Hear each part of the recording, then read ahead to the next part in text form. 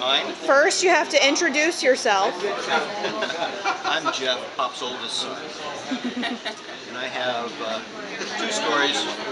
The first one is when I was about 15 years old, we made our last trip to a reunion in Indiana for my mom's family.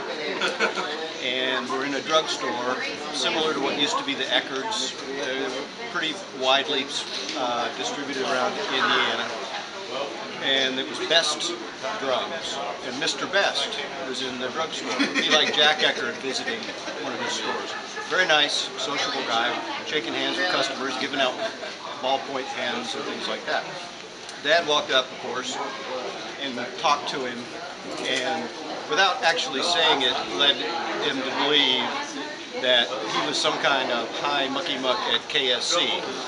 And he kind of left out the parts of what he really did at KSC and just let the guy do it. As he was breaking it, he says, if you're ever down in Florida, come down and see me. He gave him a phone number, the whole bit, and I'll give you a tour of the Kennedy Space Center.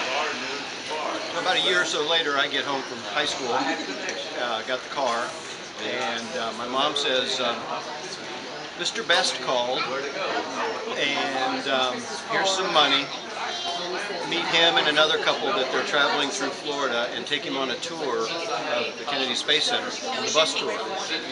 So I met them up at the visitor center, and obviously they were expecting to be treated as if they were going to see behind the scenes. I went up to the counter to buy them their bus tickets, and Mr. Best figured it out real quick and said, no, you come along with us. They bought the tickets, I rode, and told him what my dad did. When we drove by the VAB, I told him he was up in there somewhere doing something, whatever. So, and that wasn't the only time that those kind of misleading things happened. The other story was, before they put the tiki bar at the end of the pier, there used to be a roofed-in enclosure, but that was all it was. And Dad kept bugging me to come out there and go fish with him some evening after work.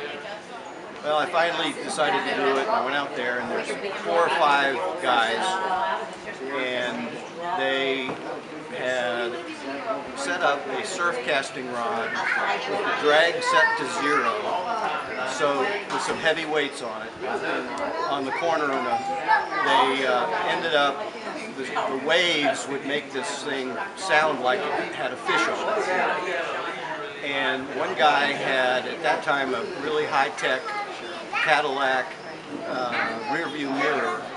It had these LEDs, battery-powered LEDs, that they figured out how to make light up. As tourists would come to the end of the pier after, and it was a cold, damp night that was actually sprinkling a little bit. Tourists would come to the end of the pier, they would go into their act. The rod would go, they would go, one of them would take it and go, oh my goodness, I think we've got one. The guy would pick up the rear view mirror and make the lights blink, and it was the Shark rangefinder.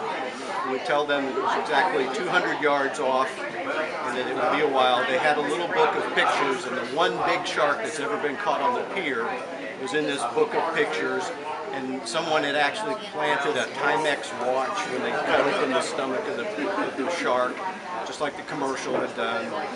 And they would tell them how that this was a common occurrence to find these big sharks. And their whole goal was to keep people out there as long as possible watching them do this. It was windy and cool and wet.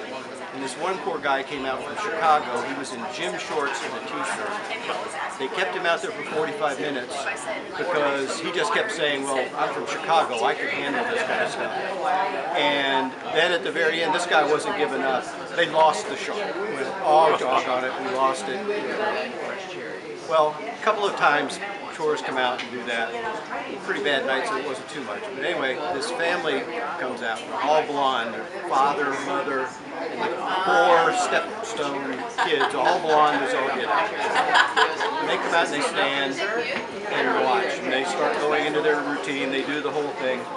And about 10 minutes later, Dad says, you guys look familiar. And the father says, yeah, we were here last week, we saw the whole show then, we just thought we'd come see it again. That's it.